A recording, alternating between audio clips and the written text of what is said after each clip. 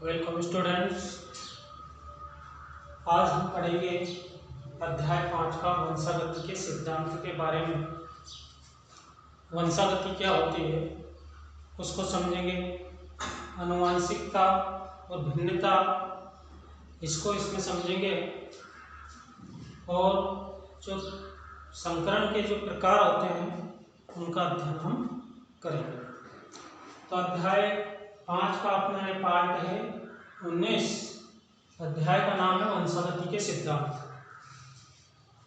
तो सबसे पहले अपन इसकी परिभाषा देखते हैं कि वंशागति होती क्या है।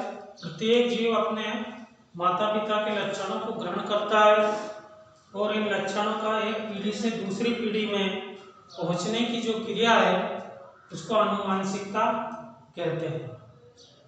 यानी कि प्रत्येक जीव जो गुण है, जो लक्षण है, वो अपने माता पिता से ग्रहण करके वो अगली पीढ़ी में पहुंचता है। एक पीढ़ी से दूसरी पीढ़ी में पहुंचने की जो क्रिया है, लक्षणों के पहुंचने की जो क्रिया है, उसे हम आनुवंशिकता कहते हैं। यह आनुवंशिकता की परिभाषा है। एक पीढ़ी से दूसरी पीढ़ी में वंशागत होना क्या कहलाता है? आनुवंशिकता। इसका वंशागत होना, लक्षणों का वंशागत होना। अब इन लक्षणों के वंशागत होने के कारण जीवों में भिन्नताएं भी उत्पन्न होती है।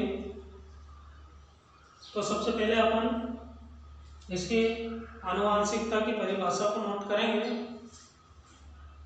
आनुवंशिकता की परिभाषा क्या होती है?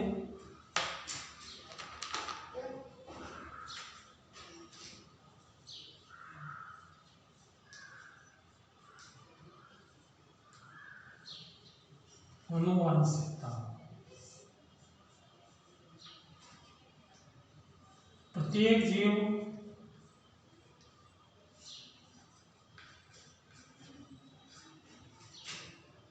अपने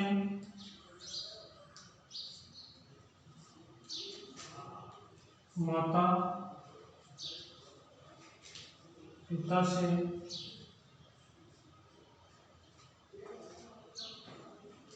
लक्षणों को प्राप्त करता है। माता पिता से लक्षणों को प्राप्त करता है जो एक पीढ़ी से दूसरी पीढ़ी में पहुंचते हैं।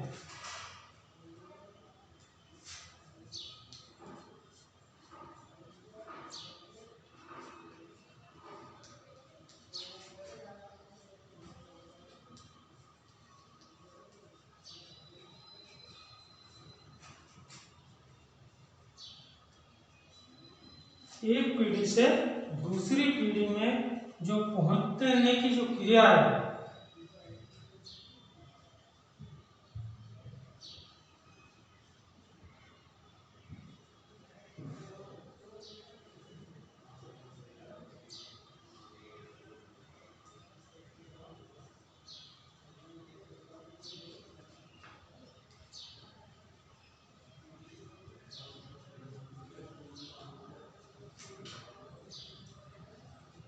आनुवंशिकता कहलाती है।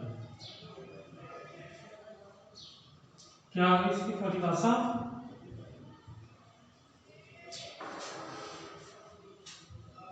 प्रत्येक जीव अपने माता पिता से लक्षणों को प्राप्त करता है जो एक पीढ़ी से दूसरी पीढ़ी में पहुंचने की क्रिया आनुवंशिकता कहलाती है। ये आनुवंशिकता की परिभाषा हो गई। अब आनुवंशिकता के कारण ही जीवों में भिन्नताएं उत्पन्न होती है। जीवों में भिन्नताएं किसके कारण उत्पन्न होती है? आनुवंशिकता के कारण। मतलब सभी जो जीव होते हैं, एक ही जाति के जो जीव होते हैं, वो सभी भिन्न भिन्न प्रकार से दिखाई देते हैं। उनकी जो शारीरिक बनावट है एक ही जाति के जीवों की भिन्न भिन्न होती है। आकृति और शारीरिक आधार पर ये भिन्न भिन्न होते हैं। तो भिन्नता किसके कारण उत्पन्न हुई? आनुवांशिकता के कारण। तो विभिन्नता की क्या परिभाषा बनेगी? विभिन्नता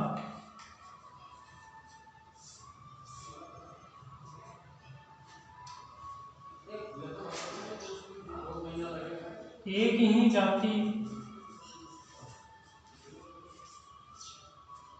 के जीवों में, एक ही जाति के जीवों में पाई जाने वाली, एक ही जाति के जीवों में पाई जाने वाली शारीरिक भिन्नता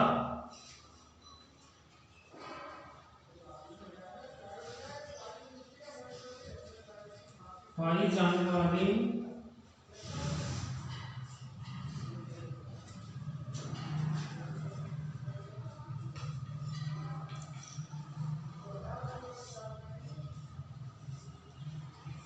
शारीरिक भिन्नता।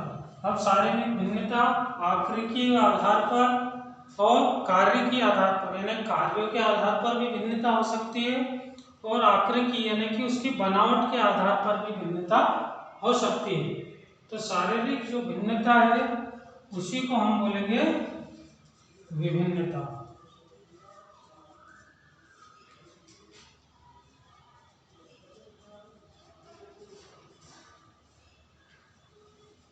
विभिन्नता तो क्या विभिन्नता की परिभाषा में एक ही जाति के जीवों में पाए जाने वाली शारीरिक भिन्नता को विभिन्नता कहते हैं। अब जो शारीरिक भिन्नता उत्पन्न हुई है वो किसके कारण हुई है? आनुवांशिक लक्षणों के कारण। एक पीढ़ी से दूसरी पीढ़ी में जो आनुवांशिक लक्षण जीवों में पहनते हैं, इसी के कारण ये विभिन्नताएं उत्पन्न होती है। अब जो आनुवांशिकता है, आनुवांशिकता के बारे में जो मेंडेल नामक वैज्ञानिक थे, मेंडेल ने आनुवांशिकता के बारे में काफी कुछ रिसर्च किया कि जीवों में किस तरह से एक पीढ़ी से दूसरी पीढ़ी में लक्षणों का परिवर्तन होता है। इसलिए इनको वंशागति खोज का, वंशागति की जो खोज की, यानी कि एक वंश से दूसरे वंश में जीवों को पहुंचने के बारे में जो कार्य किया, वंशागति की खोज का जो श्रेय है वो किसको जाता है?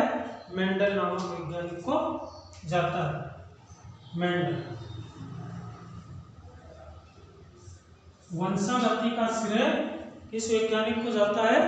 मेंडल नामक वैज्ञानिक को जाता है। इसलिए इन्हें आनुवांशिकी का जनक भी कहा जाता है। मेंडल को क्या कहा जाता है? आनुवांशिकी, आनुवांशिकी का जनक। मेंडल को आनुवांशिकी का जनक भी कहा जाता है क्योंकि वंशागति की खोज का श्रेय इन्हीं को जाता है, इसलिए इन्हें आनुवांशिकी का जनक भी कहा जाता है। इन्होंने संकरण की कई प्रकार की विधियों पर प्रयोग किया, जैसे कि संकरण में